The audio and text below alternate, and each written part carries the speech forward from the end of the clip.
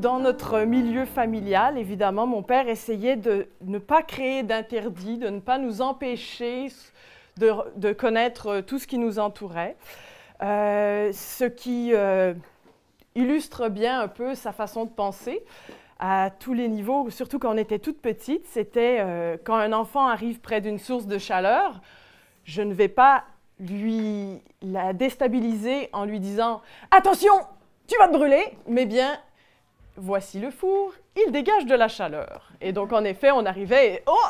Ah ben oui, tiens donc, il a raison !» et on reculait. Donc, c'est ça. Donc, nous avions accès à des allumettes si on montait sur une chaise, éventuellement les couteaux, on avait accès à tout ça. Il n'y avait pas d'interdit. On s'entend. À 6 mois, on ne jouait pas avec des couteaux. Mais bon, lorsqu'on découvrait un outil, bien, on apprenait à s'en servir et chaque outil avait sa raison d'être. J'ai vécu une vie avec des choix. Il y a beaucoup de gens qui ont souvent dit « mais vous ne devez pas donner le choix à votre enfant, il ne comprend pas, il ne sait pas et tout ». Alors que moi, je me dis, quand j'étais petite, je comprenais plein de choses et je me disais « mais qu'est-ce qu'ils disent à se dire que je comprends rien ?» On vivait ensemble, mais c'était très libre, c'est-à-dire qu'on n'avait pas d'activité prévue pour nous unifier. C'était on vit ensemble ici et puis chacun fait ce qu'il a envie de faire, surtout quand on était petit. J'ai vécu la chance de pouvoir aller à l'école et d'en ressortir quand ça n'allait plus. Et donc, moi, j'ai beaucoup eu cette chance de pouvoir justement ne pas me marier à l'école. Je rentre dans l'école et après, c'est barré, on ne peut plus en sortir, on est fini. Et puis après ça, il faut absolument... Donc, pour moi, l'école n'est pas un problème. Et donc, moi, je ne voudrais pas empêcher mes enfants d'y aller, mais est-ce que j'aurais un problème à faire comme mon père? Non plus.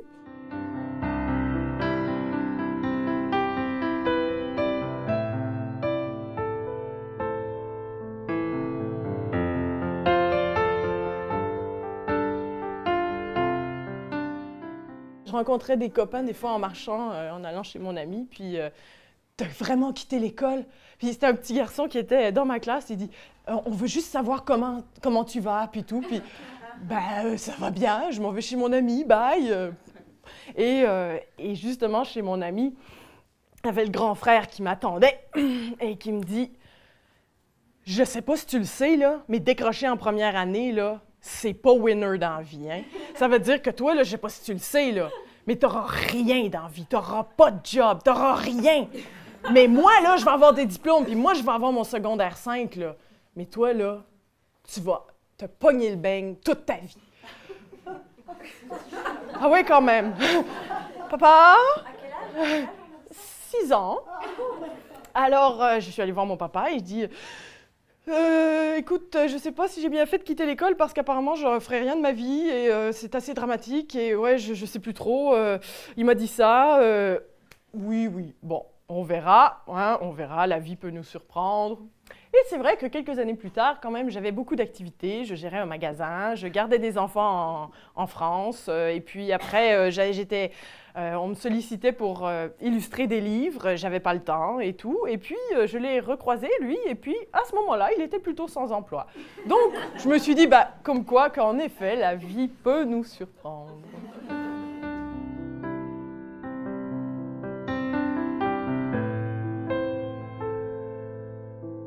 Ça faisait 1 an que j'étais de retour de l'école. Et puis, mon père, il me dit, bah, est-ce que tu as envie de travailler au magasin? Travailler dans un magasin. Oh ben ça va être comme jouer au magasin, mais grandeur nature. Alors ouais, ok, parfait. Bon ben c'est toi qui gères le magasin. Ah oui, d'accord. Alors dans 2 semaines, celle qui le gère actuellement part et puis tu t'en occupes. Ah oui, ok, parfait. Alors en 2 semaines, j'ai appris comment toute l'entreprise fonctionnait et je m'y suis mis. Et ma mère travaillait avec moi de temps en temps. Et évidemment, vu la différence d'âge, parce que j'avais 13 ans, je disais que j'en avais 16, parce qu'on ne voulait pas trop faire paniquer les gens quand même. Eh bien, les gens allaient vers ma maman pour demander « Ah, j'achèterais bien une poche de 25 kilos de blé, t'as-tu ça? » « Oh, allez voir ma fille. » Alors, ah ouais? OK. J'habite Montréal maintenant et donc lui il est toujours à 7 heures de route de Montréal, donc je suis souvent allée rencontrer mon père pour faire toutes sortes de travaux chez lui et éventuellement il m'a dit ben Est-ce que tu connais quelqu'un qui pourrait me faire un site internet? Ben, je peux te faire ton site internet, papa. Tu fais des sites internet? Non, mais pourquoi pas? Ça doit bien s'apprendre, non? Ah oui, bah formidable! Alors, mon copain était un peu désespéré. Tu sais pas graver un CD-ROM et tu vas faire un site internet? Ok, génial. Et donc, je m'y suis mise. Et puis, bon, et le site internet, il fallait le faire parce que mon papa avait décidé qu'il allait sortir un nouveau livre et il allait être publié à compte d'auteur et distribué à compte d'auteur. Et donc, j'ai contacté les médias, j'ai distribué les livres. Et donc, mon appartement de Montréal, qui est tout petit, et c'est devenu une boîte de distribution.